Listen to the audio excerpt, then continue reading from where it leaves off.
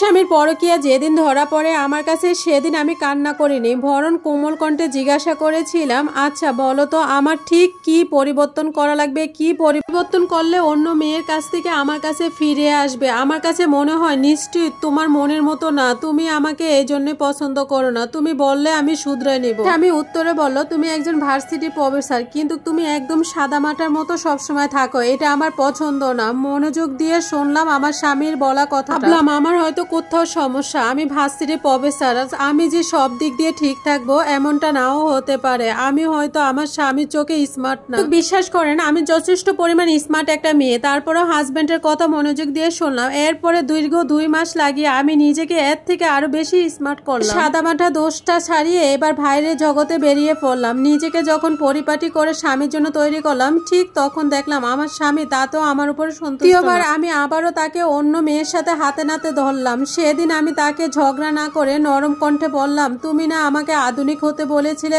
Smart হতে বলেছিলে, তোমার কথা মতো আধুনিক হলাম, তারপরে আমার ভিতরে কি সমস্যা বলো তুমি, আবার কেন এসব করছো? তুমি যা যা বলবে আমি সবগুলা শুধরে নেবো আর সেভাবেই চলবো, তারপরে তুমি এসব করা বাদ দাও, কারণ আমি তোমাকেই ভালোবাসি। তোমাকে চাই, তুমি একবার বলো শুধু প্লিজ, কি করার প্রয়োজন আমার, কি করলে অন্য মেয়ের দিকে ফিরেও তাকাবে না। এই কথা উত্তরে স্বামী বলল, তোমার সরল সোজা এই ধরন পাল্টাও, আমার প্রতি এত ন্যাকামি ভালোবাসা এগুলা ছাড়ো, এগুলা দেখলে আমার অনেক বিরক্ত লাগে। মানে হচ্ছে আমি আমার স্বামীকে প্রচুর ভালোবাসি, প্রচুর শ্রদ্ধা করি, আর এই জিনিসটা তার কাছে খুব বিরক্ত লাগে। খুব সহজে তার কথাগুলা মেনে নিলাম, স্বামীর কথায় বদলে গেলাম, তাকে আর অতিরিক্ত ভালোবাসা দেখায় না, স্বামী ভক্ত দেখায় না, যদিও আমার স্বামীকে ঠিক মনে প্রাণে ভালোবাসি, এটা সামনাসামনি আর প্রকাশ করি না। এভাবে চলতে থাকে কয়েক মাস, তারপর আবারও আমার স্বামীকে তৃতীয়বারের মতো পরকীয়া দেখি নিজের চোখে। এবারও কোনো রাগ দেখালাম না, ভারী স্বরে বললাম, আমি তো নিজেকে বদলে ফেললাম বহু কষ্টে, তুমি এখনো ঠিক হলে না কেন? তুমি ঠিক যা যা বলেছো আমি তো সবকিছুই করলাম, নিজেকে বদলে ফেললাম, কেন তুমি আমার কথা শুনলে না? কি দোষ ছিল আমার? তখন আমার স্বামী রেগে গিয়ে বলল, জানেন,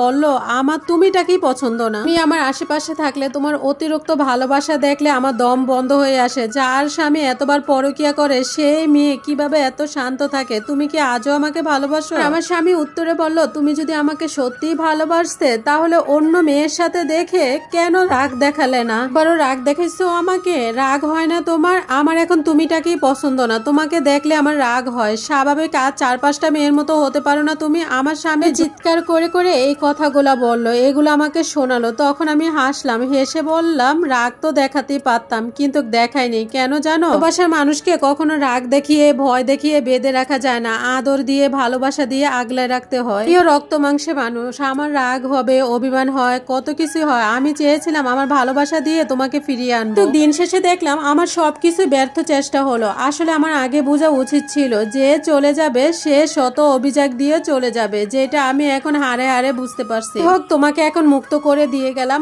আমি আর তোমার সাথে থাকবো না, তুমি ভালো থেকো। আর এই স্টোরিটা থেকে আমরা একটা শিক্ষা নিতে পারি যে কাউকে অতিরিক্ত ভালোবাসা দেখাতেই নেই, কারণ যদি সে একবার বুঝতে পারে আপনি তাকে প্রচুর পরিমাণ ভালোবাসেন, বিশ্বাস করেন সে আপনাকে ভাসতে দিবে না।